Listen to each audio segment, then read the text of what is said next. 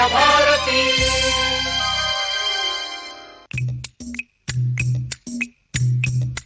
पिटारा।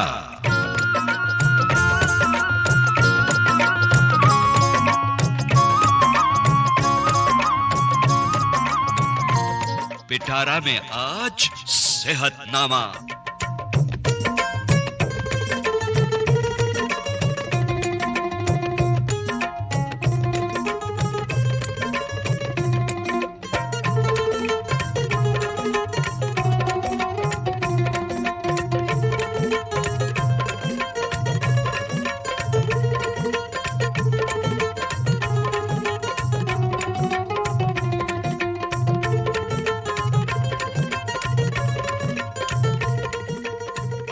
आज के सेहतनामा कार्यक्रम में स्वाइन फ्लू की पहचान और उपचार इस विषय पर अखिल भारतीय आयुर्विज्ञान संस्थान के डॉक्टर विजय हाड़ा से यूनुस खान की बातचीत आपको सुनवाते हैं। सेहतनामा कार्यक्रम में आज हमारे साथ हैं डॉक्टर विजय हाड़ा जो एम्स दिल्ली में हैं।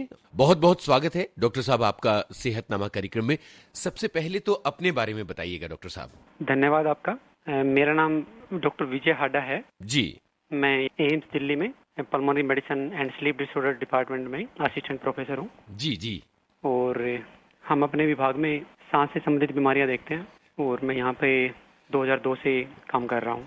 अच्छा डॉक्टर साहब, आपके बारे में हमने जान लिया और हमें ये बात अच्छी लगी। अब मुझे ये बताइए कि आज तो हम स्वाइन फ्लू के विषय में आपसे जानकारियां चाहते हैं। पहला सवाल तो यही उठता है कि ये स्वाइन फ्लू आखिर है कहाँ, इसकी शुरुआत कहाँ से हुई थी और ये भारत में कब और किस तरह आया? हाँ जी, ये मतलब बहुत अच्छा सवाल है आपका जी। देखिए, अगर हम स्वाइन फ्लू की बात करते हैं तो ये जानना जरूरी है कि स्वाइन फ्लू है क्या। इसमें देखो दो चीजें हैं, एक स्वाइन और एक फ्लू। फ्लू तो हम जो आमतौर पे जो हमारा गला खराब होता है, जुकाम होता है, बुखार होता है, मसल पेन होता है, तो इसको हम फ्लू बोलते हैं, जिसको आम भाषा में सर्दी जुकाम भी बोलते हैं। दूसरा पार्ट है स्वाइन। स्वाइन मतलब हम सुअर को इंग्लिश में स्वाइन बोलते हैं। तो बेसिकली ये बोलते हैं कि जो फ्लू स्वाइन से जो आया है आदमियों में, उसको स्वाइन फ्लू बोलते हैं हम। जी जी। ये कहाँ से शुरू हुआ था डॉक्टर साहब और ये भारत में कब से देखा जा रहा है? देखिए, ये भारत में तो काफी अभी तो कॉमन है इस साल तो जी। और अगर इस साल की बात करें तो ऑलमोस्ट पूरे भारत में ही है। जी। हम बात करें तो गुजरात, महाराष्ट्र, कर्नाटका, तमिलनाडु, आसाम, जम्मू एंड कश्मीर, पंजाब, तो इस तरह से पूरे भारत में ही फैला हुआ है। जी डॉक्टर साहब, स्वाइन फ्लू पूरे भारत में फैला है, ये बहुत ही चिंता की बात है और हम ये जानना चाहेंगे कि आखिर ये बीमारी फैलती कैसे है और इसके लक्षण क्या हैं? देखिए, ये दो चीजें हैं। एक तो आपने पूछा कि इसके लक्षण क्या हैं। जी। तो जैसे मैं पहले भी बात कर रहा था, स्वाइन फ्लू और जो साधारण सर्दी जुकाम में कोई बहुत ज्यादा अंतर नहीं होता है। अगर हम बात करें तो दोनों में ही बुखार होता है, गला खराब होता है, खांसी होती है, जुकाम होता है, थोड़ा सा बॉडी में पेन भी होता है जी। आदमी थकान जैसे महसूस करता है। लेकिन अगर हम ये देखें कि स्वाइन फ्लू जो साधारण सर्दी जुकाम से कैसे अलग है, स्वाइन फ्लू में भी सारी यही चीजें होती हैं, लेकिन उनकी तीव्रता ज्यादा होती है, मतलब वो ज्यादा गंभीर होते हैं। जैसे कि बुखार का बात करें हम, बुखार जो साधारण सर्दी जुकाम में हल्का फुल्का होता है, लेकिन स्वाइन फ्लू में बहुत ज्यादा होगा। जी जी। इसी तरह से बाकी जो लक्षण हैं वो भी थोड़े से ज्यादा होते हैं। तो इस तरह से स्वाइन फ्लू और इसमें हम साधारण तौर पे मतलब सोच सकते हैं कि शायद इनको स्वाइन फ्लू हो सकता है अगर उनके लक्षण गंभीर हैं तो। जी। बड़ा मुश्किल है बताना कि भाई ये किसी आदमी को स्वाइन फ्लू है कि साधारण सर्दी जुकाम है। इसके अलावा मैं दो चीजें और बोलना चाहूंगा। जो स्वाइन फ्लू के जो लोग होते हैं उनमें दस्त होना और उल्टियां होना ज्यादा कॉमन होता है, जो कि जो साधारण सर्दी जुकाम में यूजुअली आदमी को दस्त लगना या उल्टियां नहीं होती हैं। तो अगर ये दोनों चीजें हैं तो हमें पता लग सकता है कि शायद इस आदमी को या इस व्यक्ति विशेष को स्वाइन फ्लू होने का ज्यादा चांस है बजाय कि साधारण सर्दी जुकाम के। जी डॉक्टर साहब, बहुत अच्छा लग रहा है आपसे बात करते हुए और काफी विस्तार में आप जानकारियां दे रहे हैं। यहाँ गाने से पहले जो बातचीत चल रही थी वहाँ एक सवाल जो है वो बड़ा महत्वपूर्ण उठ खड़ा हुआ था। हमारे यहाँ आमतौर पर बुखार को बहुत लाइटली लिया जाता है कि भाई कई बार तो लोग ऑन द काउंटर दवाएं खरीद लेते हैं बिना डॉक्टर के कंसल्ट किए और सोचते हैं 2-3 दिन में ठीक हो जाएगा। अगर गलती से किसी को स्वाइन फ्लू है और इस तरह की लापरवाही बरती जाती है तो ये जो देरी है ये कितनी गंभीर हो सकती है? देखिए, ये एक बहुत ही महत्वपूर्ण सवाल आपने पूछा है कि जैसे हमें कुछ भी दिक्कत होती है जी क्या बुखार, क्या खांसी या कोई भी मतलब दिक्कत होती है, जी, तो हम पहली बार में डॉक्टर के पास नहीं जाते हैं। बिल्कुल। मतलब कई सारी बीमारियां ऐसी भी होती हैं कि जी, शायद डॉक्टर के पास नहीं जाने से भी काम चल जाता है। लेकिन अगर बात करें हम स्वाइन फ्लू के संदर्भ में, तो देखिए जैसे मैं पहले बताया है कि भाई अगर आपको सर्दी, जुकाम, गला खराब और बुखार भी है, साथ में मसल पेन भी हो रहा है, जी, तो ये सारे के सारे जो लक्षण हैं ये इस बात की तरफ इशारा करते हैं कि भाई ये आपको फ्लू है और आपको स्वाइन फ्लू भी हो सकता है। तो ऐसे में अगर आप डॉक्टर से कंसल्ट करेंगे तो बेटर रहेगा, क्योंकि वो एग्जैक्टली बता सकते हैं आपको कि आपको स्वाइन फ्लू होने के चांस हैं कि नहीं हैं, और अगर हैं तो वो आगे भी ये जांच पड़ताल कर सकते हैं कि भी आपको कुछ कॉम्प्लिकेशन होने का ज्यादा रिस्क तो नहीं है। जैसे साधारण सर्दी जुकाम में किसी को कुछ नहीं होता, और मान लो कि आपको स्वाइन फ्लू है, तो उस स्वाइन फ्लू में भी बहुत सारे लोगों को हम ट्रीटमेंट नहीं देते हैं। तो वो सिर्फ डॉक्टर ही डिसाइड कर पाएंगे कि आपको ट्रीट करने की जरूरत है कि आप बगैर ट्रीटमेंट भी अपने आप ही ठीक हो जाएंगे। जैसे कि आमतौर पे जो स्वाइन फ्लू में होता है भी बुखार होता है, तो हम उसको स्वाइन फ्लू की दवाई ना देके सिर्फ बुखार की दवाई देंगे अगर उसमें कुछ कॉम्प्लिकेशन होने का रिस्क नहीं है। तो इसलिए डॉक्टर का बहुत महत्वपूर्ण रोल है इस बात को डिसाइड करने के लिए कि आपको स्वाइन फ्लू का प्रॉपर ट्रीटमेंट चाहिए है या सिर्फ आपको सिम्टोमेटिक ट्रीटमेंट चाहिए है। जी। डॉक्टर साहब, मैं ये भी जानना चाहता हूँ कि स्वाइन फ्लू के डिटेक्शन में हुई देरी कितनी गंभीर हो सकती है? ये महत्वपूर्ण सवाल है। देखिए इसके दो पहलू हैं। एक तो ये कि जैसे आपको स्वाइन फ्लू हो गया है तो आपको क्या नुकसान हो सकता है, और उससे भी ज्यादा इम्पोर्टेंट ये है कि दूसरों को क्या नुकसान हो सकता है। तो देखिए जैसे मैं बार बार बात कर रहा हूँ कि जिन लोगों को कुछ और बीमारियां नहीं होती हैं, मतलब जो कि हाई रिस्क नहीं है, इसमें मैं कुछ एक नाम लेना चाहूंगा। जैसे कुछ लोगों को सांस की बीमारियां होती हैं, जी, जैसे कि सीओपीडी है या दमा है, या किसी को लीवर की बीमारियां हैं या जी, दिल की बीमारियां हैं, किसी को डायबिटीज है या किसी की किडनी खराब है। तो ऐसे वाले मरीजों को अगर स्वाइन फ्लू होता है तो उनमें कॉम्प्लिकेशन होने के ज्यादा चांस होते हैं। ठीक है, तो ये जानना जरूरी है कि भाई अगर किसी भी आदमी को इनमें से कोई भी बीमारी है तो उनको कॉम्प्लिकेशन होने का ज्यादा रिस्क है। तो ऐसे वाले मरीजों को इलाज में देरी नहीं करनी चाहिए, जल्दी से जल्दी जाके डॉक्टर के पास जाना चाहिए और उपयुक्त इलाज लेना चाहिए। जी, दूसरा पहलू जो मैं बता रहा था कि भाई एक तो खुद का नुकसान है, दूसरा वो कि अगर हमें नहीं पता लगता है कि भाई मेरे को स्वाइन फ्लू है तो हम ऐसे ही घूमते रहेंगे, ये बिल्कुल ध्यान नहीं रखेंगे कि भाई किसी दूसरे को भी बीमारी लग सकती है। तो वो भी एक महत्वपूर्ण सवाल है।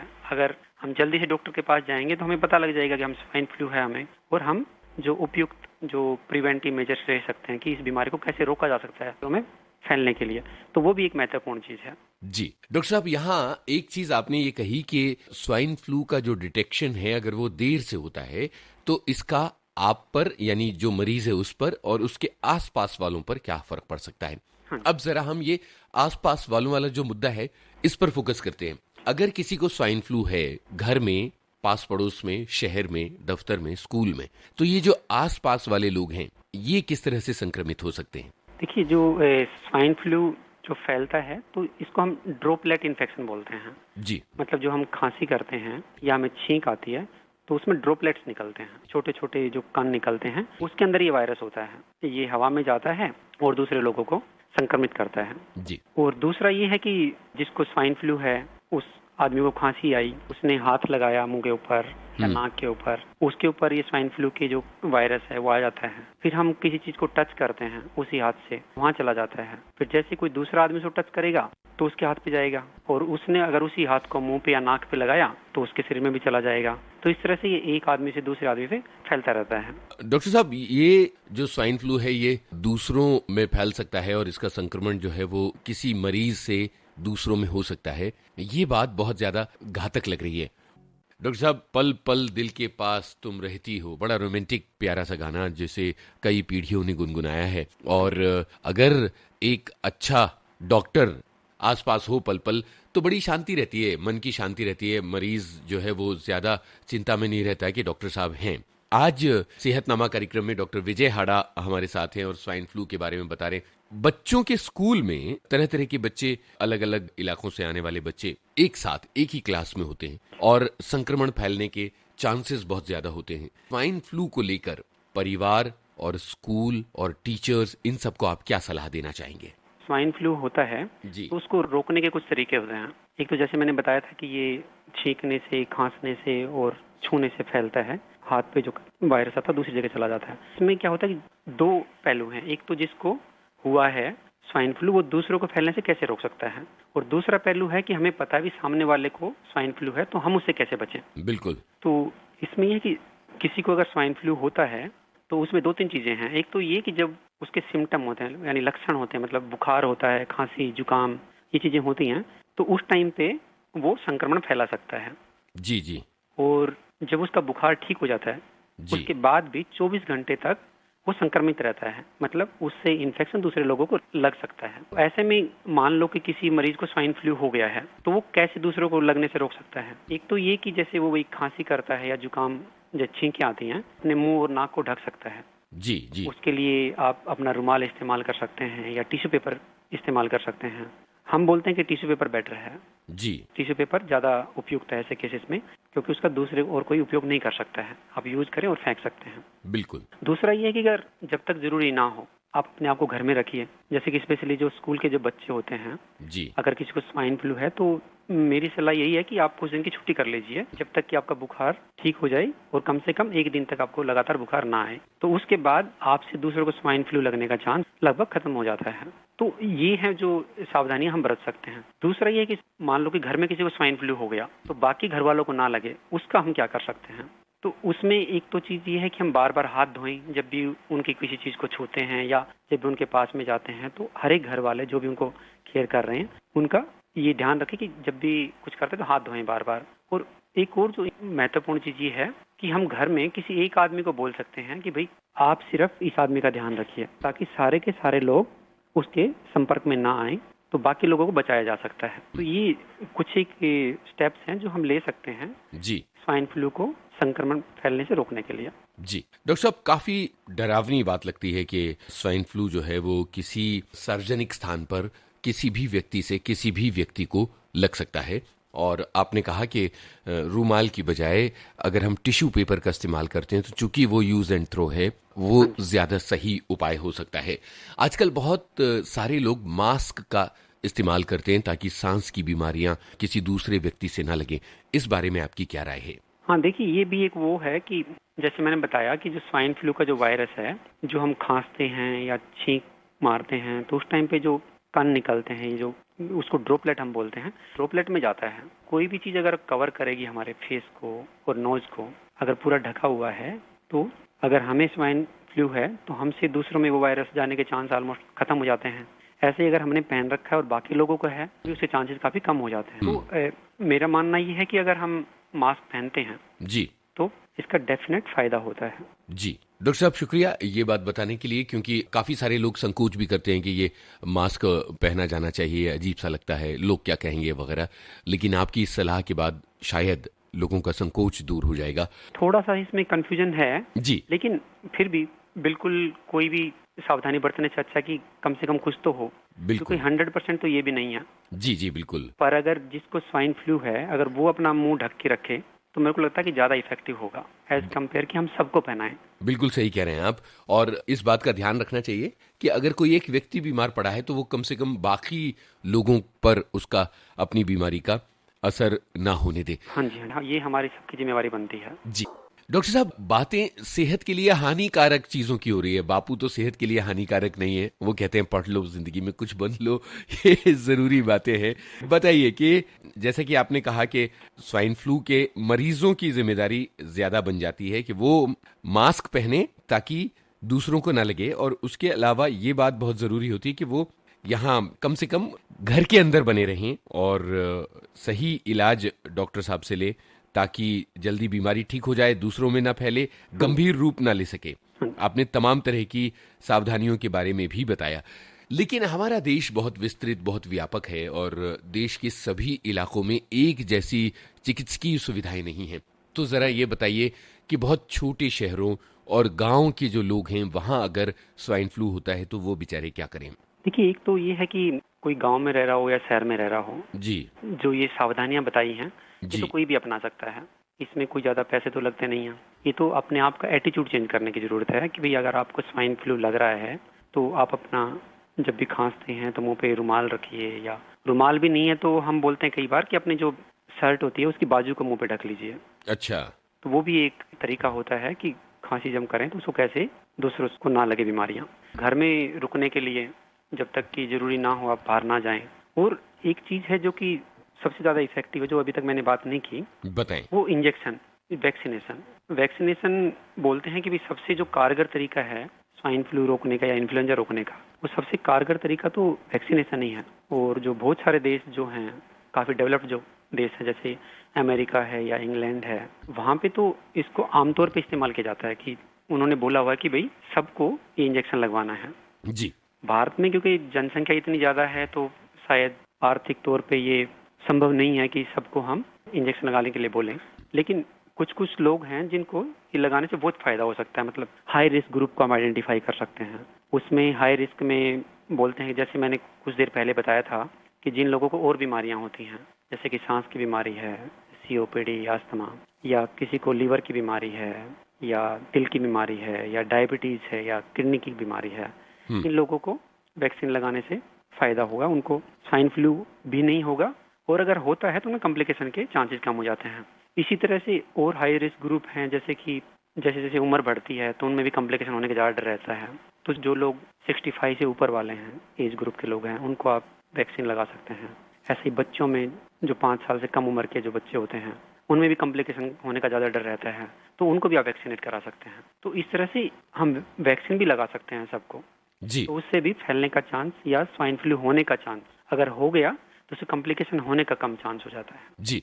डॉक्टर साहब, मुझे ये बताइए कि बच्चों का टीकाकरण का एक पूरा प्रोटोकॉल होता है कि ये लगाना है, वो लगाना है, बाकायदा बताया जाता है इस उम्र में, तो क्या उसमें अब स्वाइन फ्लू का भी एक टीका जोड़ दिया गया है? नहीं, अभी तक तो भारत सरकार ने इसको रूटीन जो वैक्सीनेशन जो हमारा प्रोटोकॉल है उसमें नहीं आया है ये। जैसे मैंने बताया ना कि शायद अभी इकोनॉमी उस तरह से हमें अलाउ नहीं कर पा रही है, हाँ, पर नियर फ्यूचर में शायद ये आ जाएगा। जी। क्योंकि इसके 2-3 चीजें हैं। एक तो ये कि भाई जैसे मैं बता रहा हूँ जनसंख्या बहुत ज्यादा है, और दूसरा ये है कि इसको हर साल लगाना पड़ता है। ये बाकी टीकों की तरह नहीं है कि भाई आपको एक लगाया तो दोबारा नहीं लगाना पड़ेगा, या 3 लगाए जैसे कि हेपेटाइटिस में लगाते हैं, हेपेटाइटिस बी के लिए, तो उसमें 3 लगाने के बाद फ्यूचर में जरूरत नहीं पड़ती है, कम जरूरत पड़ती है। लेकिन इसका तो हर साल नया लगाना पड़ता है, तो शायद कॉस्ट इम्प्लीकेशन ज्यादा है, तो वो ही कारण हो सकता है। पर मेरे को लगता है जैसे जैसे ही हमारा देश का विकास होगा तो अल्टीमेटली शायद ये भी रूटीन प्रोटोकॉल में आ जाएगा। डॉक्टर साहब, आराधना फिल्म का ये गाना हमने सुना, बातें स्वाइन फ्लू की चल रही हैं, और अब मैं ये जानना चाहता हूँ कि क्या कोई खास मौसम होता है जब स्वाइन फ्लू फैलता है? हाँ जी, बिल्कुल। देखिए, जो स्वाइन फ्लू का जो वायरस है वो मौसम से बहुत उसका वो है रिलेशनशिप। हाँ हाँ। ये ज्यादातर जब मौसम में ज्यादा ठंड होती है, गर्मी से एकदम ठंड होती है, उस टाइम पे होता है। तो जो भारत में अगर देखें हम, तो जो मॉनसून सीजन होता है यूजुअली जून, जुलाई, अगस्त, ये वाला जो सीजन होता है, एक बार इसमें आता है। और फिर जैसे सर्दियाँ आती हैं अक्टूबर के आगे, नवंबर, दिसंबर, जनवरी, तो ये भारत में 2 सीजन हैं जो होते हैं। ऑल दो थोड़ा बहुत वेरिएशन होता है इसमें, कुछ राज्यों में थोड़ा बहुत ऊपर नीचे होता है, पर आमतौर पे हम लोग ये मानते हैं मॉनसून वाला सीजन और सर्दी वाला सीजन, ये 2 सीजन है जिसमें फ्लू या स्वाइन फ्लू ज्यादा होता है। जी। डॉक्टर साहब, क्या ऐसा देखा गया है कि किसी खास राज्य में इसके मामले ज्यादा देखे जा रहे हैं? हाँ, देखिए, जो इस वर्ष तो मतलब काफी ज्यादा केसेस आए हैं। अगर हम पिछले साल की तुलना करें तो पिछले साल बहुत ज्यादा केसेस नहीं थे। इस साल तो लगभग 30,000 केस अभी तक हो चुके हैं। और उसमें अगर हम ये बात करें कि कौन से राज्य में कितने केस हैं, जी, तो इसमें गुजरात सबसे ऊपर है अभी, जिसमें लगभग 5,500 केस हो गए हैं। प्रूवन है, प्रूवन मीन्स जिसके टेस्ट हुआ और पॉजिटिव निकले। और हम लोग ये मानते हैं कि जो ये पॉजिटिव तो सिर्फ टिप ऑफ आइसबर्ग है, मतलब ये सारे नहीं है। बहुत सारे केस होंगे जो रिपोर्ट ही नहीं हुए होंगे, बिल्कुल। तो शायद नंबर से ज्यादा होगा। फिर इसके बाद में महाराष्ट्र है, जिसमें भी ऑलमोस्ट 4,000 से ज्यादा केस हुए हैं। फिर कर्नाटका है, जिसमें लगभग 3,000 केस रिपोर्टेड हैं। और बाकी जो कम यहाँ पे हैं, जैसे आसाम है, जिसमें लगभग 160 केस अभी तक रिपोर्टेड हैं। जम्मू कश्मीर है, 5 केस रिपोर्टेड हैं। और अगर बाद में सेंटर की हम बात करें तो मध्य प्रदेश है, जिसमें लगभग 220 केस रिपोर्टेड हैं।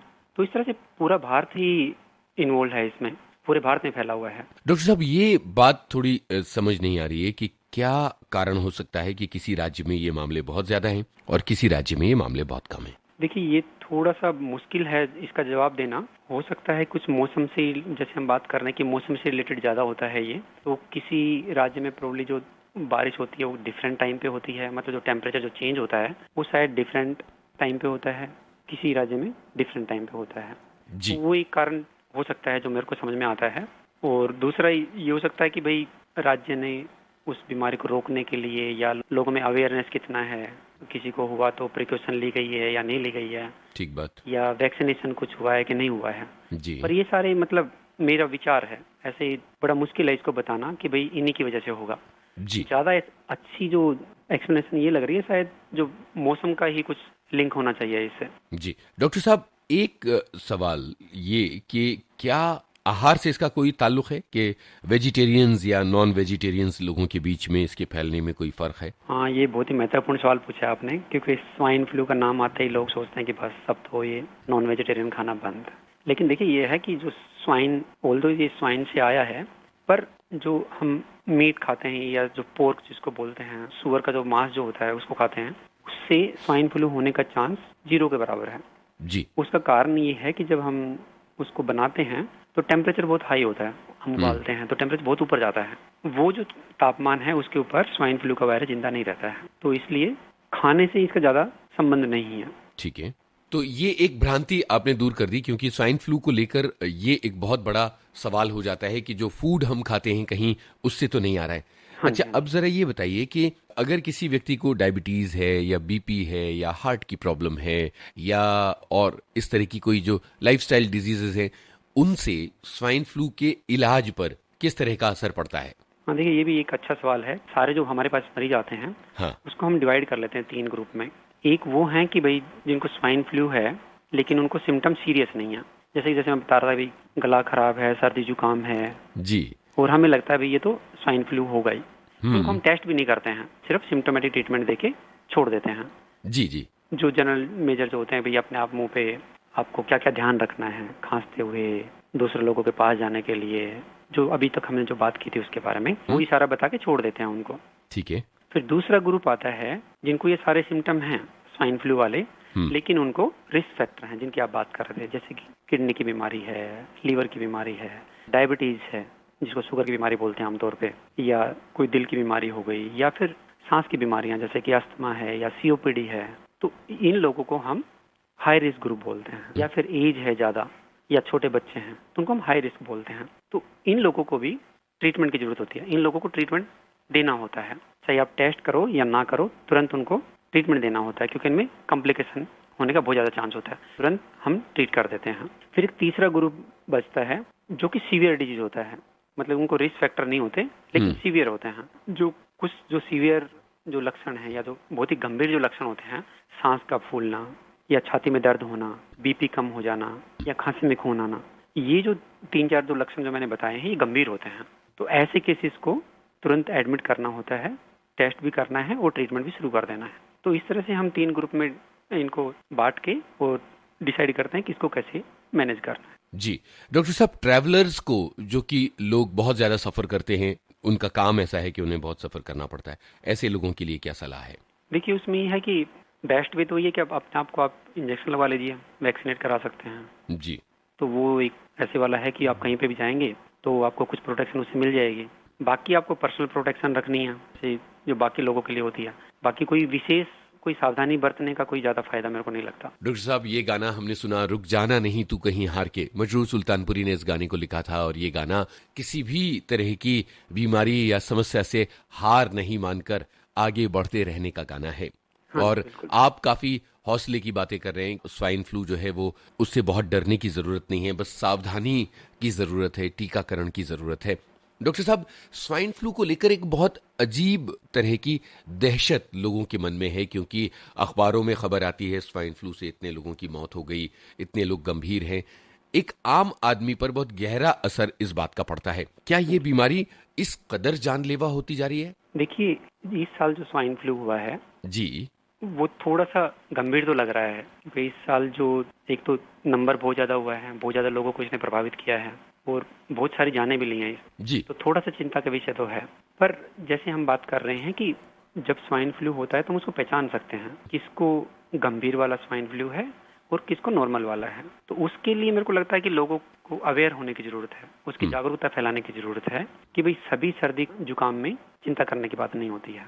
लेकिन अगर आपको, जैसे मैंने 2 बीमारियां बताई, उनमें से कोई है या फिर आपको गंभीर लक्षण जैसे कि सांस फूलना, छाती में दर्द होना या चक्कर जैसे आना या उल्टियां, दस्त होना, तो तो उस केस में आप जल्दी से डॉक्टर के पास चले जाइए और उसका इलाज हो सकता है। तो ऐसे कोई घबराने से तो देखो काम चलेगा नहीं, और ज्यादातर मरीजों में बहुत गंभीर परिणाम नहीं होते हैं। जी डॉक्टर साहब, स्वाइन फ्लू के बारे में बहुत उपयोगी बातें हो रही हैं और आप काफी विस्तार से चीजों को बता रहे हैं। एक जिज्ञासा ये है कि स्वाइन फ्लू का इलाज किन दवाइयों के जरिए किया जाता है? देखिए, स्वाइन फ्लू के लिए जो आमतौर पे दवाइयाँ यूज होती हैं जी। वो गोलियां आती हैं। हाँ हाँ। जबकि अगर हम वैसे बात करें तो इसी की जो दवाइयाँ हैं 3 तरह की होती हैं।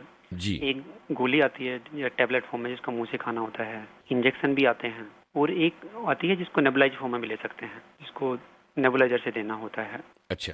तो जो गोली आती है उसका नाम अगर आप देखोगे तो ओसेल्टामावीर है।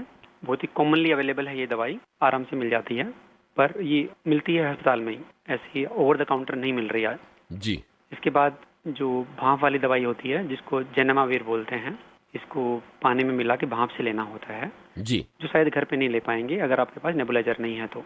और तीसरी दवाई इंजेक्शन के रूप में आती है जिसको पिरामिवीर बोलते हैं। ये शायद अभी इंडिया में अवेलेबल नहीं है। तो इस तरह से देखें तो ओसेल्टामावीर है जो कि हमारे भारत में उपलब्ध है और इसी को हम यूज करते हैं। पर मेरे को लगता है कि बगैर डॉक्टर की सलाह के इसको नहीं लेना चाहिए। जी। आप पहले डॉक्टर को दिखाइए और डॉक्टर आपको अच्छी तरह से देख के फिर डिसाइड करेंगे कि भाई आपको दवाई देनी है तो कैसे देनी है और कितने दिन के लिए देनी है। जी डॉक्टर साहब, एक बात तो ये हुई कौन कौन सी दवाएं हो सकती हैं। जाहिर सी बात है कि इन दवाओं को ओवर द काउंटर नहीं लेना है, हमेशा डॉक्टर साहब की सलाह के बाद प्रिस्क्रिप्शन के साथ ही दवाएं लेना है। एक बहुत बड़ा खतरा हमारे देश में ये है कि लोग अपना इलाज स्वयं करने लगते हैं।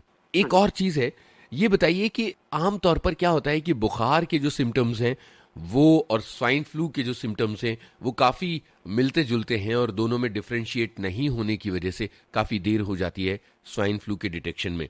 तो हमें बताइए कि ये जो आम बुखार और स्वाइन फ्लू का बुखार है, इसके बीच के बारीक फर्क को कैसे पहचाना जाए? हाँ जी, देखिए, जिस मौसम में ये स्वाइन फ्लू होता है जी। वही मौसम बाकी बीमारियों का भी होता है। हाँ हाँ। जैसे कि डेंगू, चिकनगुनिया, मलेरिया और बाकी जो बीमारियां बाकी सीजन में होती हैं वो अभी भी हो सकती हैं। लेकिन कुछ चीजें हैं जो हमें बताती हैं कि भाई ये स्वाइन फ्लू या फ्लू होने का ज्यादा चांस है। जैसे कि पहले भी हमने बात किया, स्वाइन फ्लू में ज्यादातर जुकाम होना, गला दर्द करना, बुखार होना, मांसपेशियों में दर्द होना और पूरी बॉडी में दर्द होता है, एक्चुअली थकान महसूस होना। ये 5-6 चीजें हैं। इनमें से जो मेन चीज है, जो स्वाइन फ्लू वाला जो बुखार होता है उसमें छींके आना और गला खराब होना, ये लगभग सभी केसेस में होता है। अगर हम बात करें बाकी बुखार की, जैसे कि मैंने बताया कि डेंगू है या चिकनगुनिया है, तो उसमें ज्यादातर ये सर्दी खांसी वाले लक्षण नहीं होते हैं। उसमें मसल पेन हो सकता है, शरीर में दर्द भी हो सकता है, पर ये चीजें नहीं होती हैं। बाकी और अगर और लक्षणों की बात करें तो डेंगू में जैसे चमड़ी के ऊपर दाने निकलना लाल लाल, जोड़ों में बहुत तेज दर्द होना, तो वो भी स्वाइन फ्लू को बाकी बुखार से अलग करता है।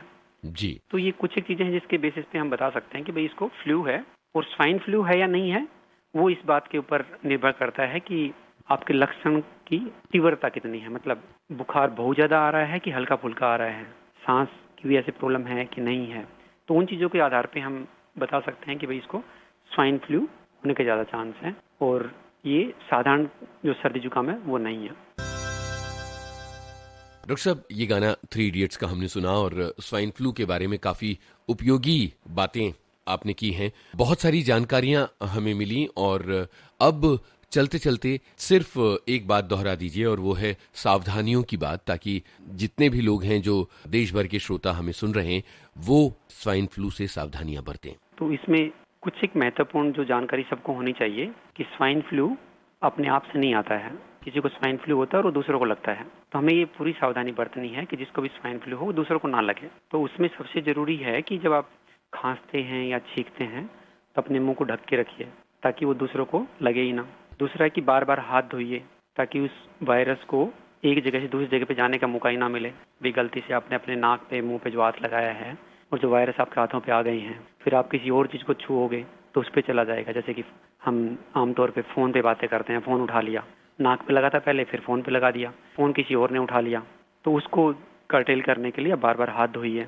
तीसरा चीज ये है कि अगर आपको स्वाइन फ्लू है तो आप कोशिश कीजिए कि जब तक जरूरी ना हो आप घर से बाहर ना जाएं, स्पेशली भीड़ वाले इलाकों में तो बिल्कुल भी ना जाएं। ठीक है, तो ये 2-3 चीजें हैं जो आप ध्यान रख सकते हैं। डॉक्टर विजय हाड़ा, बहुत बहुत शुक्रिया, आपने स्वाइन फ्लू के बारे में इतने विस्तार से हमें बताया। विविध भारती के लिए, हमारे श्रोताओं के लिए समय निकाला, बहुत बहुत धन्यवाद। आपका भी धन्यवाद। स्वाइन फ्लू की पहचान और उपचार, इस विषय पर अखिल भारतीय आयुर्विज्ञान संस्थान के डॉक्टर विजय हाड़ा से यूनुस खान की बातचीत अभी आपने सुनी। तकनीकी सहयोग वंदना ठाकुर, प्रस्तुतकर्ता रामकरण मीणा।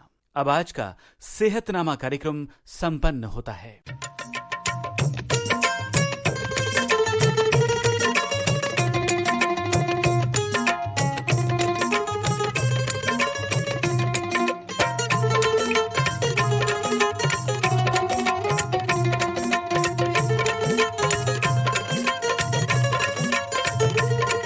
आज के पिटारे में था सेहतनामा, जिसकी बारी पिटारे में हफ्ते में सिर्फ एक दिन आती है।